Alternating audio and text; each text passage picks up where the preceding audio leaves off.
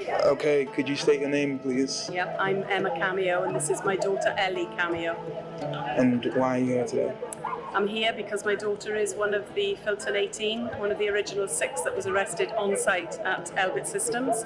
Elbit Systems is Israel's largest own weapons manufacturer, where they develop such atrocities like the drones that mimic the sounds of babies right here on UK soil. They have many factories in Wales, in England. It's, once you look into it, it's truly horrific.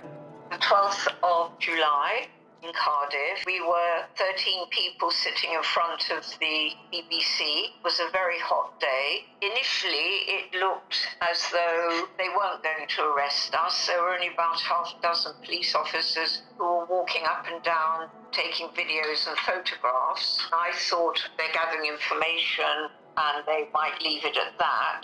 They waited to the very last 2 minutes, and we know that because we're told periodically how much longer we're going to be sitting for, etc., by our support people. They held up 2 fingers, which meant there were 2 minutes to go, and that's when the police decided to move in and arrest us. Fatma Zainab was arrested at Elbit Systems in Filton, Bristol, in the early hours of Tuesday, 6th of August, 2024. This was one day after her 20th birthday for an alleged action destroying weapons at the Elbit site by cops. Within 24 hours, they were re-arrested under counter-terror powers. This was all incommunicado. She was kept in solitary confinement for 6 days following this. She was tasered at the point of arrest. Her scarf was removed. She was wearing, it wasn't a piece of clothing, but some sort of a band or something that had some Arabic writing on it.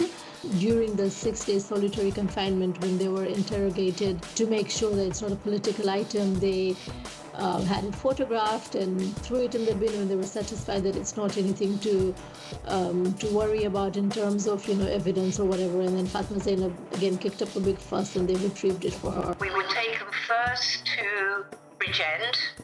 There, actually, we were put in these holding cells, which were very unpleasant. The officer with us, who was the driver, he allowed the doors to be kept open, but he was told by a superior officer at one point to shut them on us. They were quite claustrophobic. My friend from Wales, I was able to tell Cass that she was in custody with me. Otherwise, they didn't know from the police. The police didn't contact them, and they didn't contact her husband either. The commanding officer, she came to my cell to say I wasn't going to be released, that she'd asked for a 12-hour extension. She hoped she wouldn't need all that time to complete her inquiries.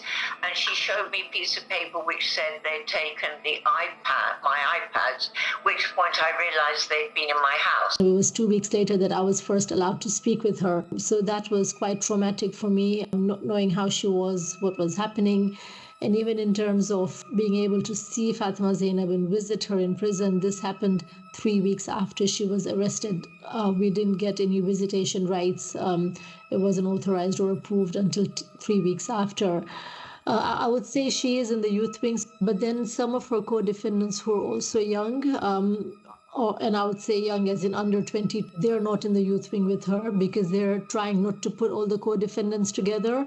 So they've separated them. So Fatma Zainab's lucky to have been put in the youth wing, but there's other co-defendants with her, part of the Filton 24, who are separated in different spaces in the prison. It's a high-profile prison. It's category A. I live on my own. I have 4 chickens and a duck.